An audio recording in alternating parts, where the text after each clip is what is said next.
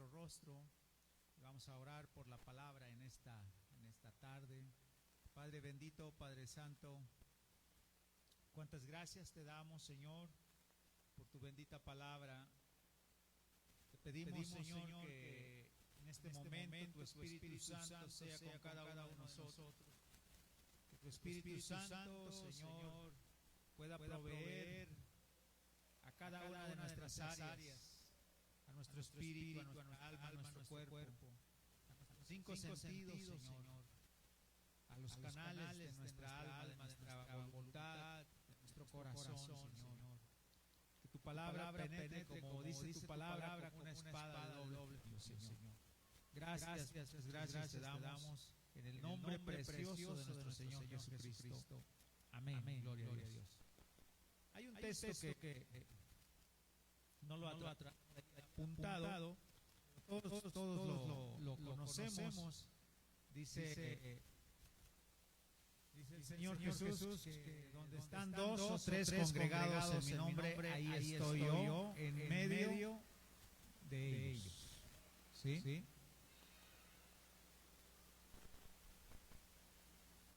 Sienten a los niños ahí a su lado. Manuela, por favor. Mande. David, ya Joshua ya entiende, por ahí siéntenlo, y si no entiende, denle un jalón de orejas. Ahí trae 2 orejas.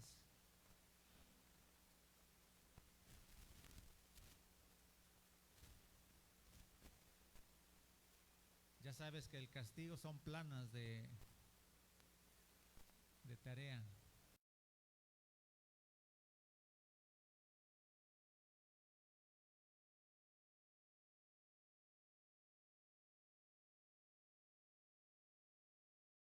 Están 2 o 3 congregados en mi nombre, ahí estoy yo en medio de ellos, dice la palabra de Dios, en medio de ellos. Y vamos a ir a la lección de esta tarde. Acuérdense que estamos viendo el tabernáculo, y hoy, hace 8 días, estuvimos viendo. ¿Qué mueble vimos hace 8 días, hermanos? El candelero, ¿sí? El candelero es el mueble que vimos hace 8 días. Y bueno, hemos estado viendo cada parte, y también cada parte de los muebles del tabernáculo tienen tres aspectos, ¿verdad? Que estamos aprendiendo. ¿Cuáles son los 3 aspectos del candelero? ¿Quién me los dice? ¿No? ¿Qué significaba copa, manzana y flor? Sabiduría, entendimiento y conocimiento, ¿sí? Eso es lo que representa cada una de las figuras que tiene el candelero. ¿Y cuál es lo especial del candelero? Que cada una de las figuras, de los 6 brazos más el eje principal, nos da un total de 66 figuras, que son los 66 libros de la palabra de Dios. ¿Sí? Entonces, estamos en ese mueble, y hoy nos toca estudiar la mesa de los panes, ¿sí? Así que no se nos va a dificultar, porque pues nosotros hacemos pan, y vamos a hablar de pan. Vamos a hablar de pan. Pero el texto que yo les estoy diciendo, ¿alguien se lo sabe? ¿Qué cita es? Donde están 2 o 3 congregados en mi nombre, ahí estoy en medio de ellos. Los que traen Biblia.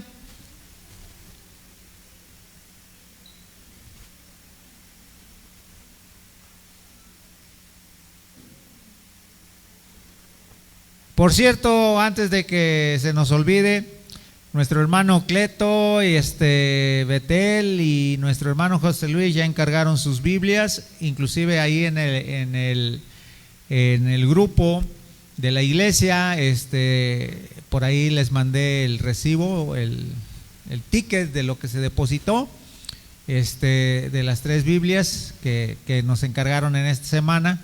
Y la hermana me está diciendo que por favor mañana le mande el demás dinero de las otras Biblias, ¿sí? Para que las puedan mandar todas en paquete y no se haga mucho gasto del envío. Entonces, los que quieran las Biblias, a más tardar el martes, ¿sí? Le voy a decir que el martes ya le deposito, ¿sí? Y que ya para que hagan el envío de todas las Biblias en conjunto, ¿sí? Van a ser, bueno, yo le dije que son 10 Biblias, son 8 Biblias de piel y dos Biblias con letra extra gigante, súper gigante, así de que por versículo. Bueno, si no lo encontraron, está en Mateo 18:20. Nadie lo buscó. Nadie lo buscó. Ahí está, los que no alcancen a ver, pues se pueden pasar de este lado, por favor, para que puedan ver las diapositivas, para que no estén así de lado. No nos vamos a tardar ahora porque es poquito lo de la mesa de los panes y pues pueden pasarse de este lado, para acá donde está Richard y José y Uzi, por aquí, por favor.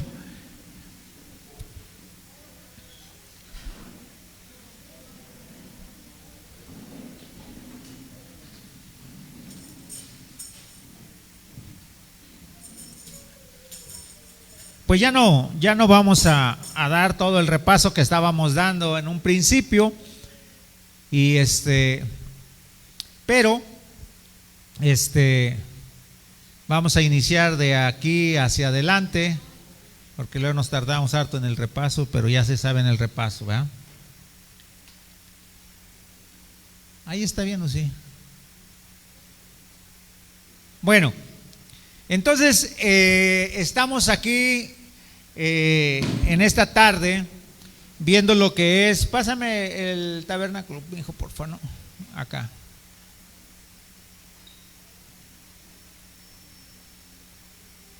Bueno, y siempre les hemos dicho que la estatura del varón perfecto no es otra cosa más que el tabernáculo, y que es la sombra de nuestro Señor Jesucristo. Así que todo lo que nosotros estamos estudiando aquí, pues tiene que ver con la estatura del varón perfecto, que es nuestro Señor Jesucristo. Y cuando nosotros entendemos que toda esta vida como cristianos es un caminar constante, ¿sí? Y entonces entendemos que tenemos que caminar y tenemos que vivir en el atrio, tenemos que caminar y tenemos que vivir nuestra vida cotidiana en el lugar santo, y tenemos que caminar y convivir y vivir también con el Señor en el lugar santísimo, los 3 lugares. Y les decía yo que cada una de estas partes, de estas 3 partes, que es el atrio, el lugar santo y el lugar santísimo, corresponden a una área de nuestro ser. El atrio corresponde a nuestro cuerpo, el lugar santo a nuestra alma, y el lugar santísimo corresponde al Espíritu, porque es el único que se puede comunicar con Dios, es el único que puede tener ese contacto con Dios. Pero todo esto es un crecimiento que nosotros debemos estar buscando constantemente, para que podamos un día estar. ¿Dónde quiere estar usted? ¿Usted quiere estar en los nuevos cielos? ¿Quiere estar en la nueva tierra? ¿O quiere estar en la nueva Jerusalén, donde estará nuestro Señor Jesucristo? Fíjese que en los 3 lugares que conocemos nosotros que va a haber allá en la eternidad, nueva tierra, nuevos cielos y la nueva Jerusalén, en uno de ellos no va a ir el Señor Jesucristo. En la nueva tierra, a ver, préndele cómo se ve. No sé.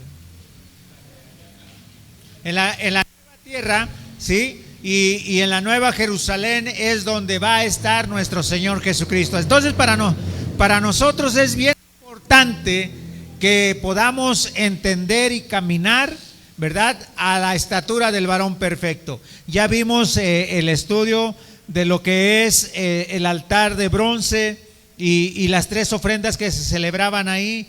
Ya vimos también lo que representa el fuego, que es el Espíritu Santo. Ya vimos lo que es el lavacro, que representa al bautismo. Y bueno, estamos viendo, ¿verdad? Ya vimos lo que es el altar de oro, el altar del perfume, que es muy diferente a este otro altar, porque aunque los dos son altares, en uno se hacen sacrificios y aquí en el altar de oro se quema incienso. Son dos cosas bien diferentes, y en uno se pide perdón por los pecados, y esta es una relación con Dios, ¿verdad? De oración. Y entonces vimos que también está el candelero, donde está la palabra de Dios, los 66 libros, las candilejas que representan los 7 espíritus de Dios. Y bueno, eso es lo que vimos hace 8 días. Entonces hoy vamos a ver lo que es la mesa de los panes. La mesa de los panes, que también es bien importante, aunque a veces nosotros nos enfrascamos más en lo que es el tabernáculo, el candelero, o en el altar de oro, pero hoy usted se va a dar cuenta qué cosas tan preciosas tiene la mesa de los panes, y nos vamos a dar cuenta que necesitamos estar ahí en ese lugar que es el lado norte del tabernáculo, en la mesa de los panes. En el Antiguo Testamento vemos nosotros que estaba así conformado el tabernáculo, lo que estamos viendo ahorita, pero ellos lo tenían así, de esa manera, y a lo mejor muchos de los israelitas, pues aunque hacían los sacrificios y aunque hacían todo lo que sucedía ahí en el tabernáculo, pues a lo mejor algunos no alcanzaban a comprender, a entender qué era lo que significaba todo eso, porque ahora nosotros lo entendemos, porque tenemos la palabra de Dios, tenemos la Biblia. Y si vamos nosotros al Nuevo Testamento, entonces ahí el Nuevo Testamento nos describe realmente cómo era en ese entonces el tabernáculo que representaba al Señor Jesucristo. Pero ellos que tenían en ese entonces de esa manera, pues era algo complicado para que ellos lo entendieran así. Pero los sacerdotes, los levitas y los que eran profetas deberían de saber perfectamente que todo eso significaba el varón perfecto, nuestro Señor Jesucristo. ¿Sí? Vamos a la siguiente entonces. Amén. Ahora, Éxodo 25, 23 al 24 nos habla ahí de las dimensiones, la confección y los materiales de la mesa. ¿Sí? Ahora, las dimensiones de la mesa. La mesa no era una mesa grande como nosotros la tenemos ahí en la casa donde comemos. La mesa era una mesa pues pequeñita. Mire, su anchura era de 45 centímetros, lo que es un codo aquí de mi mano, de la punta de mis dedos a mi codo. Eso era lo ancho, ¿sí? Esta parte de lo que era lo ancho, un codo, que son 45 centímetros. No era muy grande la mesa. Así que de altura tenía un codo y medio, ¿sí? No estaba muy altota, que digamos que como la de nuestro comedor. Un codo y medio, que vienen siendo 67.5 centímetros. O sea, no llegaba ni a 1 metro. Y lo largo, la longitud era de 2 codos. Era casi de 1 metro, ¿sí? Eran 90 centímetros. Así que háganse la idea, era una mesa chiquita, no era muy grande. Y entonces podemos ver, ¿verdad?, que pues lo que tenía la mesa, pues tenía los panes que eran 6 de un lado, 6 panes del otro lado, ¿sí? Tenía una cornisa, ¿verdad? Una cornisa que servía para que no se resbalaran las cosas que estaban adentro, porque pues ahí, aunque están los panes, encima de los panes había una charola, como una copa, donde ponían el aceite, así como ustedes lo ven aquí, ponían el aceite. Ahí está la jarra, y la jarra tenía aceite, y vaciaban aceite, y entonces en las copas le echaban incienso, y cuando entraba el sacerdote tomaba el fuego del candelero, ¿sí? Y prendía el incienso que había en esas dos copas, y el incienso se empezaba a quemar, a quemar, a quemar, y entonces los panes absorbían ese humo, absorbían ese incienso, que ese no es otra cosa más que el incienso representa el nombre del Señor Jesucristo. Entonces los panes se impregnaban de ese incienso, de ese nombre del Señor Jesucristo. ¿Sí? A ver la que sigue. Y entonces en Levítico 24, 7, 8 dice: pondrás también sobre cada hilera incienso puro, y será para el pan como perfume, ofrenda encendida a Jehová. Cada día de reposo lo pondrá continuamente en orden delante de Jehová, en nombre de los hijos de Israel, como pacto perpetuo. Así que cada uno de los panes, ¿cuántos panes eran? 6 de un lado y 6 del otro, era un total de 12 panes. Y cada pan representaba a una de las 12 tribus de Israel, ¿sí? Cada pan representaba una tribu del pueblo de Israel, ¿sí? Y dice ahí claramente, ¿verdad?, que cada pan tenía el nombre que representaba a cada tribu. Y entonces, todo lo que Dios hacía en este mueble no era otra cosa más que impregnar de su nombre los panes, para que cuando ellos se dieran cuenta, lo que Dios quería hacerles notar, que Él estaba sobre todo el pueblo, que su nombre estaba sobre todo el pueblo, para que ellos entendieran que siempre estaba con ellos, ¿sí?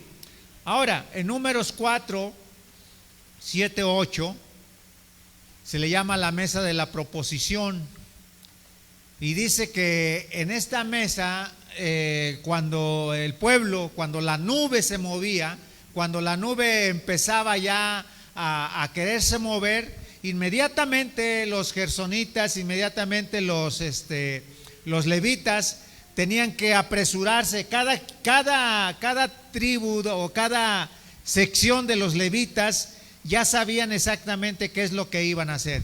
Y Dios les dio instrucciones bien detalladas de cómo deberían de trasladar cada uno de los muebles por el desierto por donde ellos iban. Y dice aquí: sobre la mesa de proposición se extenderá un paño azul.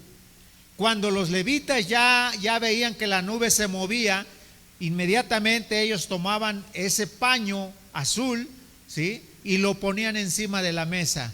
Y dice: y pondrán sobre ella las escudillas, las cucharas, las copas, los tazones para libar, y el pan continuo que está sobre ella.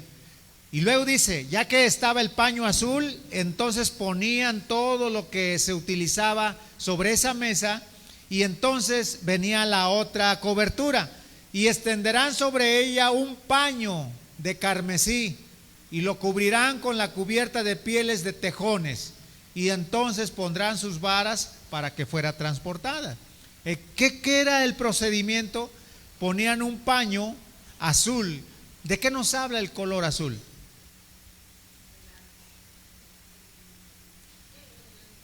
De la realeza, del rey. El azul era utilizado por los reyes solamente. Y entonces lo que Dios le estaba diciendo, que la pintaban de rojo. Y esa tela representa la sangre del Señor Jesucristo, ¿sí? Y entonces se cubría con esa tela que representaba la sangre del Señor Jesucristo. Y una tercera tela o una tercera piel era la cubierta de piel de tejón. Y veíamos que la piel de tejón, ¿para qué era? Cuando ellos iban por el desierto y los levitas iban cargando la mesa, ¿sí?, por el desierto, esa mesa era de puro oro, ¿sí? Estaba de madera y luego era forrada de oro. Y entonces los extraños, las tribus que estaban alrededor, los curiosos que veían al pueblo de Israel caminando por el desierto, si veían que ellos llevaban estos muebles de oro, pues obviamente que les iba a entrar la tentación para querérselos quitar. Pero entonces lo que ellos veían a lo lejos era una piel de tejón, ¿sí? Ahí en Números 4 del 7 al 8 nos dice cómo transportaban esta mesa. Ahora, antes tantito, ahora la piel de tejón es una piel que pues no es muy bonita, que digamos, ¿sí? Es una piel pues áspera, ¿verdad? Quizás que usted podría ver, pero lo curioso es que el tejón no estaba dentro de la lista de animales que eran impuros o sucios, ¿sí? El tejón era un animal que estaba considerado como uno de los animales limpios que podían utilizarlo o agarrarlo el pueblo de Israel, ¿sí? Y de esa manera entonces vamos viendo cómo era la mesa de los panes. Ahora sí, ¿sí? Entonces, ahora, en el tabernáculo estamos viendo cómo sale la estrella de David, ¿verdad? Estábamos viendo cómo en Cantares capítulo 8 nos dice, ¿verdad?, que debemos de poner, dice, ponme como un sello sobre tu corazón, como una marca sobre tu brazo. Entonces Dios nos está pidiendo que tengamos nosotros, o que luchemos para que podamos tener ese sello en nuestra vida, un sello en nuestro corazón y un sello en nuestro brazo. Y entonces nos damos cuenta que ese sello es la estrella de David. Y entonces nos damos cuenta que la mesa de los panes tiene tres aspectos bien importantes. Aquí usted lo puede ver.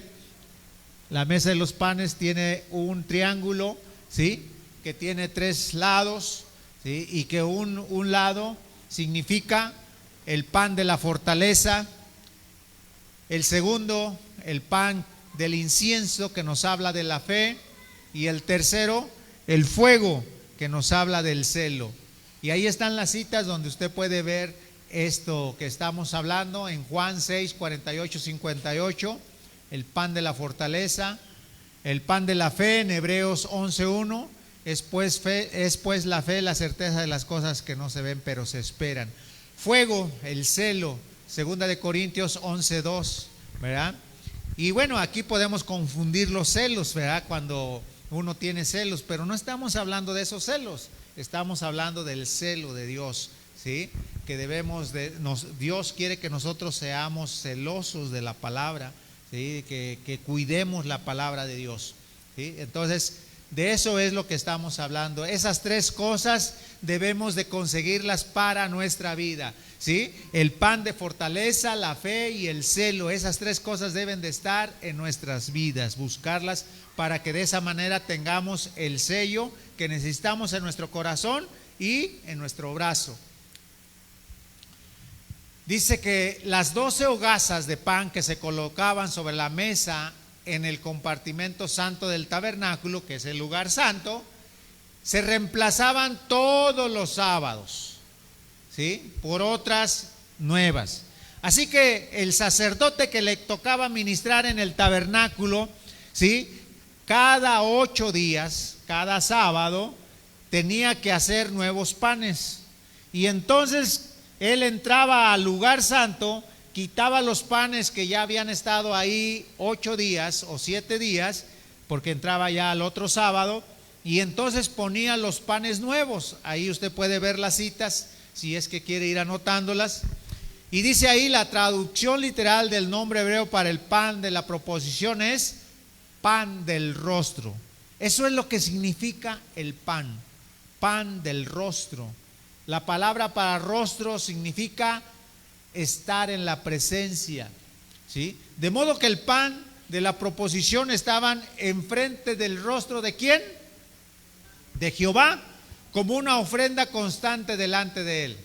En Éxodo 25:30, el pan de la proposición también se le llama pan de capas, o pan de la presentación, de la proposición de la presentación. Marcos 2:26, o simplemente se le llaman los panes en Hebreos 9:2. Entonces, mis hermanos, estos panes, ya usted le dije al principio que se quemaba un incienso, y entonces ese incienso era impregnado en el pan, y entonces ya había ahí un pan muy diferente al nuevo que había llegado. Dice que los coatitas tenían la responsabilidad de cocer el pan de la proposición, sábado con sábado. Así que depende cuándo iba a entrar el sacerdote, a qué horas iba a entrar el sacerdote. Los coatitas, que eran los levitas encargados de hacer el pan, ellos ya deberían de tenerlo listo cuando el sacerdote lo requería, ¿sí? Y entonces era transportado al tabernáculo. Cada una de las 12 hogazas anulares estaban hechas de 2 homers de efa, equivalente a 4.41 en kilos de flor de harina, y según Josefo eran acimas. El sábado se quitaban los panes de la mesa de la proposición, que estaba del lado norte, y se sustituían con otros 12 panes recientes. Se colocaban en 2 montones de 6 panes o 6 capas, y sobre cada montón se ponía el aceite de oliva puro. La tradición judía dice que el aceite de oliva se ponía en vasijas de oro, no directamente sobre los panes.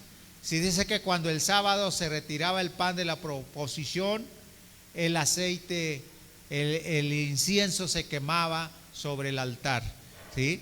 Y entonces toda la semana se estaba quemando ese incienso, y ese perfume se regaba por todo lo que era el lugar santo, ¿sí? El incienso que se quemaba se regaba por todo.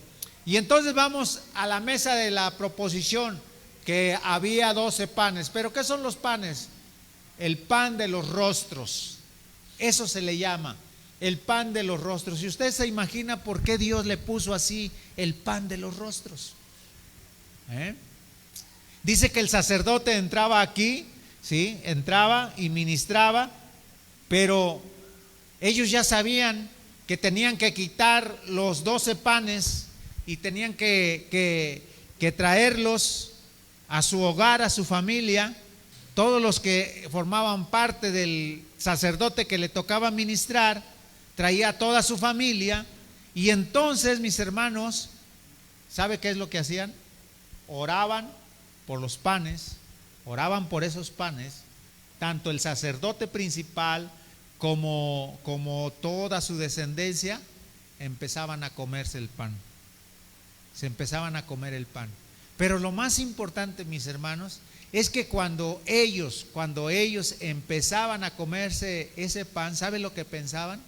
Por eso ellos sabían que era el pan de los rostros. Ellos sabían que cuando este pan estaba aquí, estaban enfrente del rostro de Dios, ¿sí? Estaban enfrente del rostro de Dios, y era el rostro de Dios con el rostro del sacerdote que ministraba. Era el rostro de Dios con el rostro de los que estaban comiendo el pan, ¿sí? Y de esa manera ellos siempre estaban conscientes, ellos siempre estaban pensando al comer cada pedazo de pan y el sabor que tenía ese pan. Ellos sabían que estaban comiendo el nombre del Señor Jesucristo. Ellos sabían que estaban comiendo el nombre de Yuhei Bauhei, que ellos lo conocían de esa manera en ese entonces. Así que, mis hermanos, ellos tenían mucho de Dios, ¿sí? Y de esa manera los sacerdotes que ministraban en el templo se llenaban de la presencia de Dios con estos panes, ¿sí? Ahora, mis hermanos, vayamos del Antiguo Testamento al Nuevo Testamento. ¿Quién era ese pan que estaba aquí en la mesa de los panes? Cuando nosotros nos damos cuenta y vemos ya en los evangelios, cuando el Señor Jesús nace, crece y a los 30 años empieza a predicar la palabra de Dios, y muchos empiezan a creer en Él y muchos no creen en Él porque lo conocen, dicen que es hijo del carpintero José, que su mamá es María, y entonces ellos al oír las predicaciones de Él, pues no logran entender por qué Él dice algunas cosas que no van con lo que lo conocen, ¿sí? Imagínense que yo llego un día y les digo: hermanos, yo soy hijo de Dios, soy el Mesías, y empiezo a hablarles de palabras, ¿y ustedes qué van a decir? Nosotros conocemos a su papá, aquí está abajo, es el panadero, don Bernardo, ¿sí? Su mamá fue así, así, así. ¿Cómo él dice que es hijo de Dios? ¿Cómo él dice que es el Mesías? Era exactamente lo que pasaba con el Señor Jesús. Nadie creía en él. Mas sin embargo, él empezó a buscar a los que iban a estar con él. Empezó a buscar a los 12 discípulos, a empezar a enseñarles que todo el caminar desde abajo hasta arriba, para que ellos entendieran más adelante cada una de las palabras que él estaba diciendo. Y estas palabras que dice en San Juan 6:35, dice: Jesús dijo: yo soy el pan de vida, el que a mí viene nunca tendrá hambre, y el que en mí cree nunca tendrá sed jamás. Ahora, mis hermanos, cuando usted estudia la palabra de Dios y usted dice: ¿cómo es que Jesús dice yo soy el pan de vida? ¿Sí? A lo mejor en ese tiempo los que oían eso pues no lo entendían o no sabían de qué estaba hablando, porque muchos decían: Jesús está loco. ¿Sí? Se dice ser hijo de Dios y dice hartas cosas que no lo entendemos. Pero ahora, gracias a Dios que nosotros tenemos la Biblia, que tenemos el Antiguo Testamento, que tenemos el Nuevo Testamento y que estudiamos, podemos darnos cuenta a qué se estaba refiriendo el Señor Jesucristo cuando Él decía: yo soy el pan de vida, yo soy el que está aquí, yo soy el que está representando el rostro de Dios, aquí estoy frente a ustedes, podemos tener una relación personal tú y yo, y nunca vas a tener hambre. Yo soy tu alimento. ¿Sí? Ahora nosotros podemos estar con Él. El pan tenía que ser cocido y pasado por fuego. Así que, mis hermanos, cada uno de estos panes tenía un proceso. ¿Sí? Era una harina especial que ellos hacían, que desde el primer momento en que empezaban a hacer esa harina, porque el trigo está en grano, y empiezan a martajarlo hasta que se convierte en un polvo muy fino. Y de esa manera también el Señor Jesús, desde que Él nació, empezó a tener ataques, a ser golpeado, y nosotros entendemos cada uno de esos golpes que fueron por nosotros, que cada uno de esas humillaciones que Él pasó lo hizo por nosotros. Así que también cuando Él se convirtió en un pan, que nos dijo en el texto pasado, que nos dijo: yo soy el pan, pensemos en ese proceso. Pensemos en ese proceso. Primero, llegar a hacer harina. Segundo, hacer el pan. Y una vez que está hecho el pan, ¿a dónde va ese pan? Al fuego, mis hermanos, al horno. Y es lo que está diciendo Él, que cuando Él fue al horno de la cruz, Él ahí padeció todo. ¿Sí? Ahí padeció todo. Y en una ocasión estábamos predicando la palabra de Dios y yo les decía: ¿por qué el Señor Jesucristo fue bautizado si Él nunca tuvo pecados? Porque el bautismo es para eso, para enterrar nuestra vieja naturaleza. ¿A quién bautizó a Jesús? Juan el Bautista. ¿Y Juan el Bautista de quién era hijo? ¿De quién? ¿Y de su mamá? Elizabeth. ¿Sí?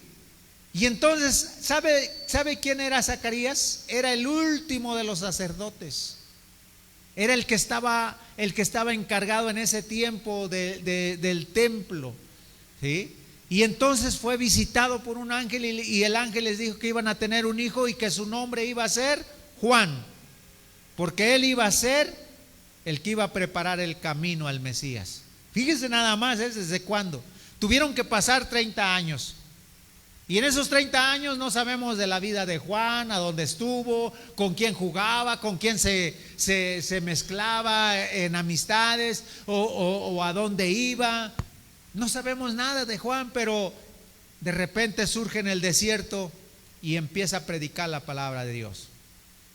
Arrepentíos, generación de víboras, les decía él. ¿Se acuerdan? ¿Sí? Y entonces dice que ve venir a Jesús, que también ya eran contemporáneos, aunque Juan era más grandecito que Jesús, pero casi iban de la misma edad por meses. Y entonces cuando Juan ve a Jesús que ya viene hacia él, y él inmediatamente dice: he ahí el Cordero de Dios que quita el pecado del mundo. Juan era un sacerdote por descendencia de su padre. ¿Y qué estaba Juan haciendo ahí en el río Jordán? Estaba bautizando algo nuevo, algo que no se había hecho, pero había recibido el adoctrinamiento directamente de Dios en el desierto. A él le habían dado todas las indicaciones cómo iba a ser con Jesús, y entonces él se va al río Jordán a esperar a Jesús, a esperar el Mesías que llegara ahí. ¿Y saben para qué? Para que en el río Jordán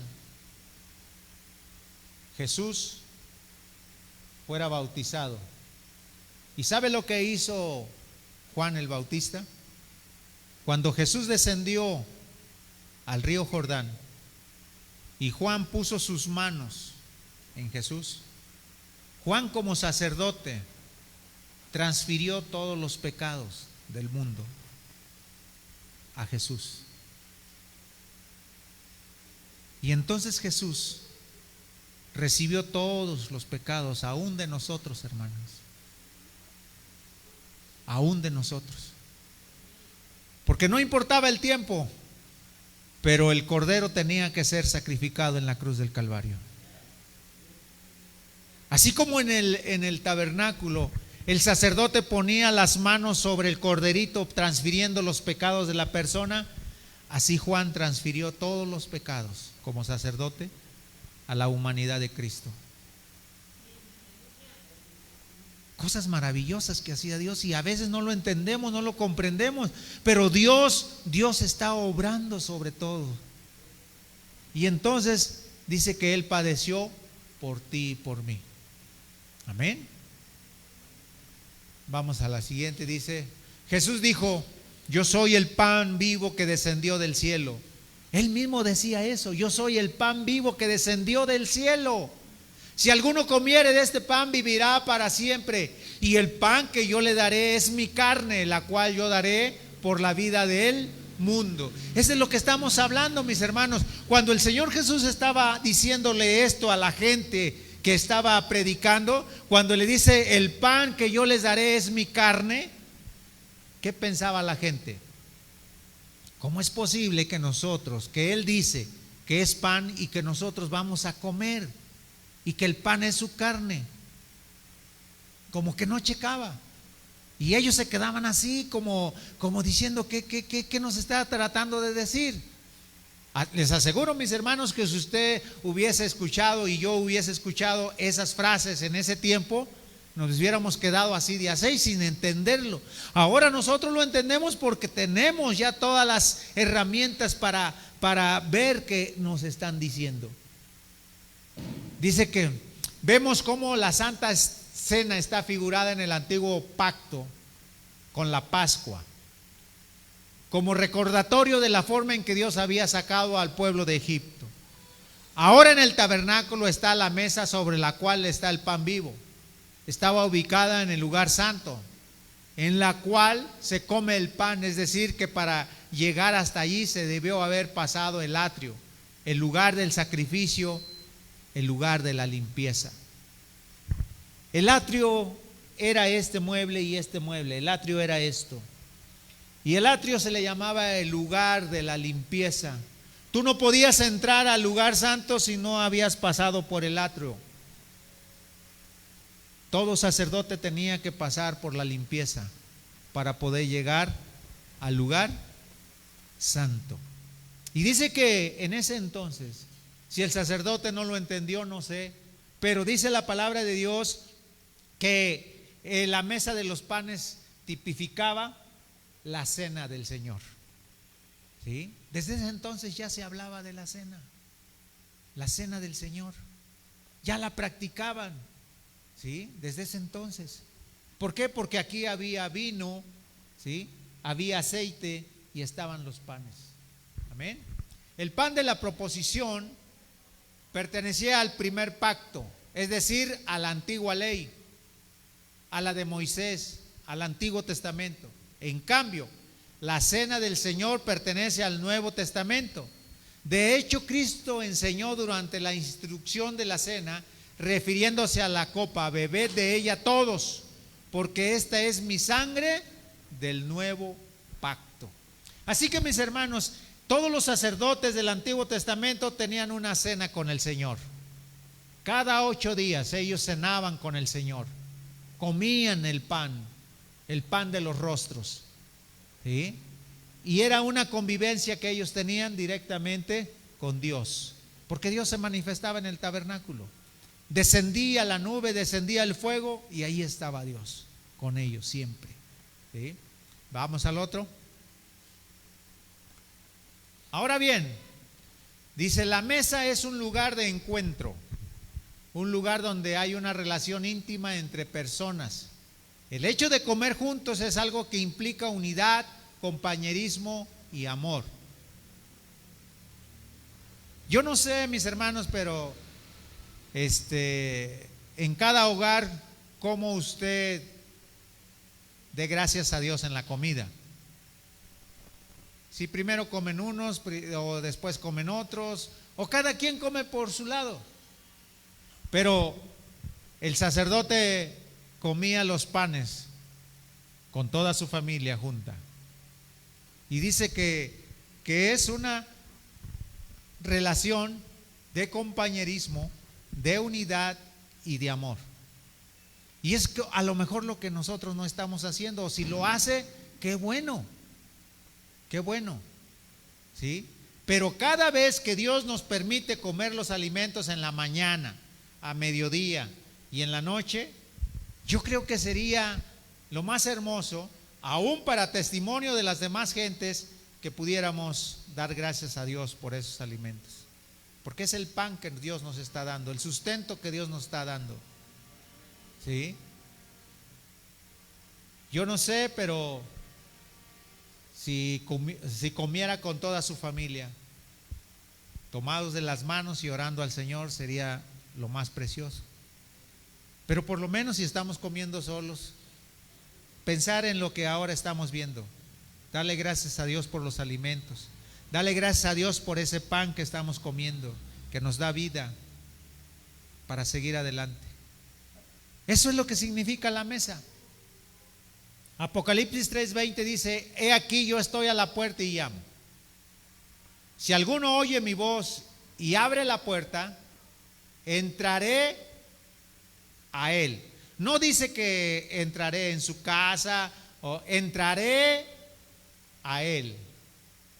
Cenaré con él y él conmigo, ¿sí?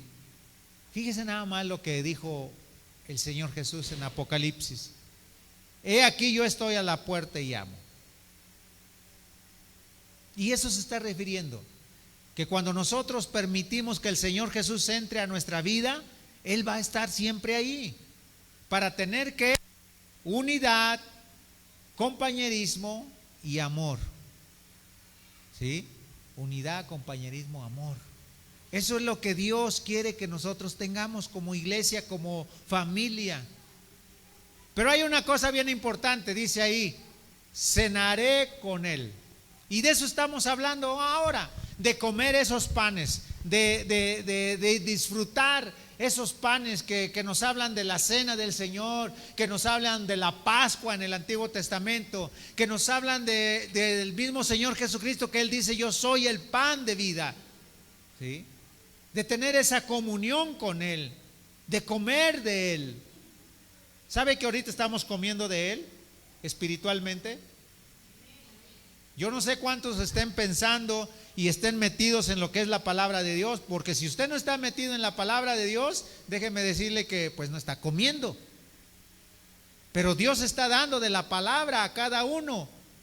Y si usted está captando usted se está llenando de la palabra, está comiendo. Estamos en unidad, en compañerismo, en amor, comiendo de la palabra de Dios, ¿sí? Cenaré con él. Vamos a la otra y con esto creo terminamos. Si Él dice, yo soy la puerta, el que por mí entrare será salvo, y entrará y saldrá y hallará pastos. Eso está en Juan 10:9. Yo soy la puerta. Yo soy la puerta. Hay una puerta por la cual nosotros debemos de entrar. Pero ahora usted lea esto. He aquí, yo estoy a la puerta. ¿A cuál puerta? A la puerta de nuestro corazón. O sea, Él es la puerta por donde nosotros vamos a entrar hacia Él. Pero Él viene a nosotros y dice que Él toca la puerta de nuestro corazón, ¿sí? Para entrar en nosotros y nosotros entrar en Él. Fíjese cómo es Dios, cómo es el Señor Jesucristo. Él desea que nosotros entremos en Él. Y cuando ya hayamos entrado, dice que podemos salir y comer. Saldrán y hallarán pastos. ¿De qué nos hablan el pasto? El pasto nos habla de alimento. ¿Sí? Ese alimento espiritual. Podemos entrar en el corazón de Él, podemos salir de Él y comer. ¿Sí? Dice, cenaré con Él. En el Salmo 23:5 dice, todo el Salmo, repítanlo: Jehová es mi pastor y nada me faltará. En lugares de delicados pastos me hará yacer. Junto a aguas de reposo me pastoreará.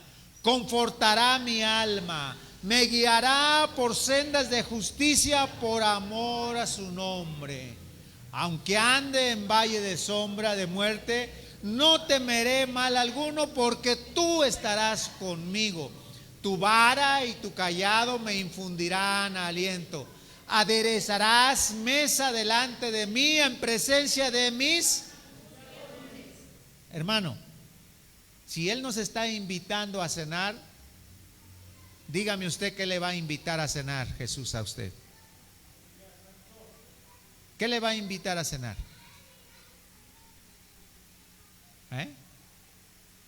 ¿Sabe qué le va a invitar a cenar? Cuando sean las bodas del Cordero, ¿sabe qué es la comida especial en esas bodas? ¿Qué dijo Él? Yo soy el pan vivo. El que de mí comiere no tendrá hambre. Y el pan es mi carne. ¿Sabe lo que vamos a comer en las bodas del Cordero?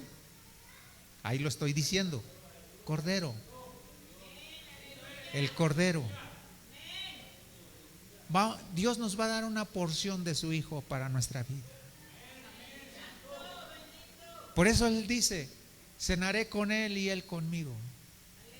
Será una fiesta maravillosa, una fiesta muy grande allá en el cielo. Todos estamos invitados. Todos. Ponme como un sello sobre tu corazón, como una marca sobre tu brazo. Nos está hablando de un enamoramiento, de enamorarnos de Jesús, enamorarnos de Él, estar siempre con Él, vivir siempre con Él, comer de Él. Él es el pan del rostro. Así que cuando usted está comiendo y está con el celular, dígame con quién está frente a frente. ¿Puedes prender las luces, mijo? ¿Con quién está comiendo?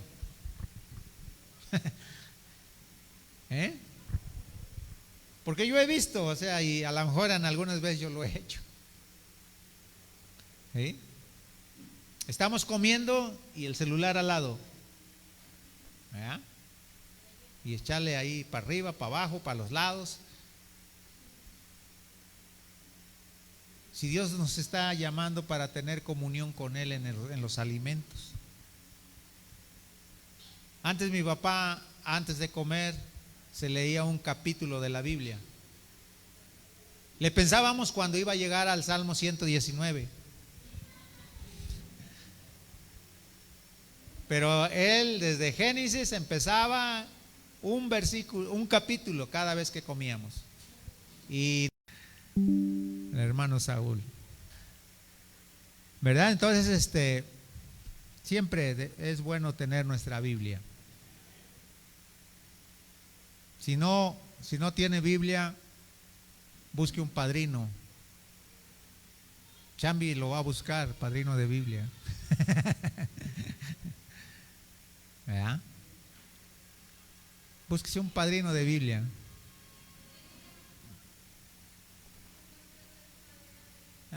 Ya está uno, listo. 800 pesos, no es caro. ¿Cuánto le costó el celular?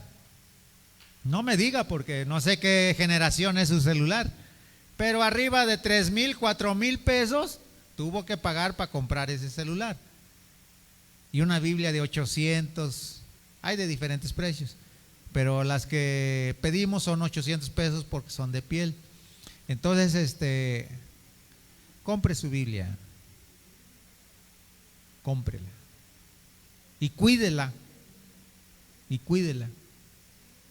Una vez me compré una Biblia en México, tenía la mitad era español y la mitad inglés, porque en ese tiempo, cuando estábamos en la escuela bíblica, pues no había la herramienta que ahora tenemos. No había celulares ni computadoras, entonces siempre comprábamos libros. Y mi suegro se compró una concordancia Strong, y pues ahí era la herramienta que uno, lo más sofisticado que en ese tiempo había, ese diccionario de Strong. Y entonces yo compré esa Biblia porque tenía español y la mitad era de inglés, y era una hoja tipo de papel arroz, bonita y delgadita, y la tenía ahí en la casa. Que llega uno de mis primos, venía de Estados Unidos, ¿y qué cree que hizo con esas hojitas de arroz? Bueno, no empezó a arrancarlas y empezó a hacer cigarros de marihuana. Cuando me di cuenta, digo, ya la primera hoja de Génesis ya no está, y empecé a ver, y ya entre más adentro ya no tenía varias hojas. Y cuando la vi, pues ya no sentí lo mismo por esa Biblia, como que algo se cortó. O sea, ya estaba incompleta. Y todavía la tengo ahí, pero ya no la uso. O sea, como que ya no siento esa atracción hacia ese libro, así de mucho, pues. Y bueno, esta es la que estoy usando, ¿verdad? Y es la que ya tiene varios años conmigo.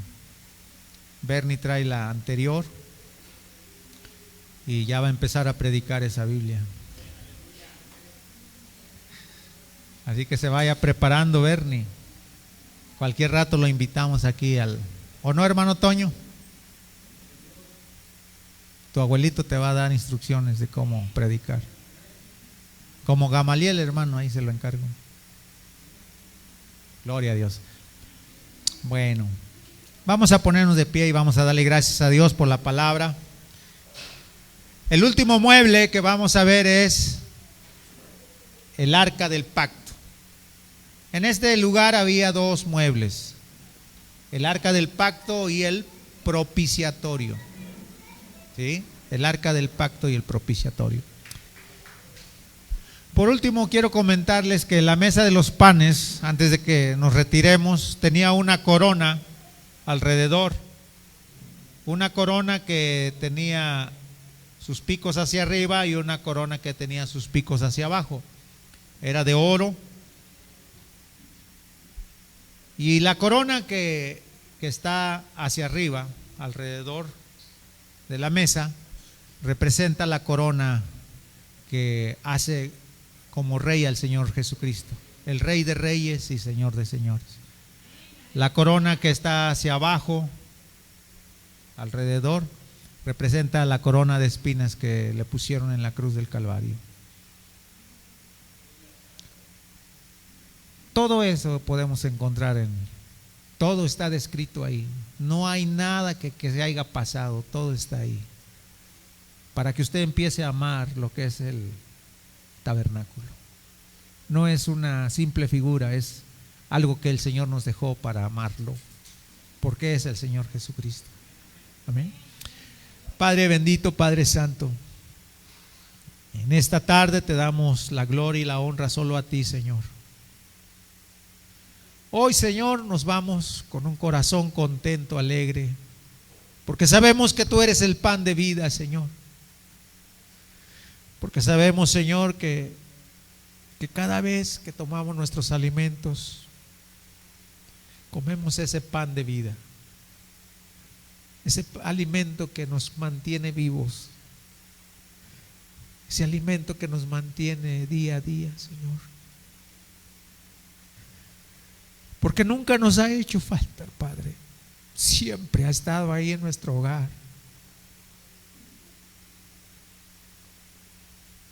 Pero te pedimos, Señor, por aquellos niños que no tienen que comer, en diferentes países donde está la pobreza, Señor.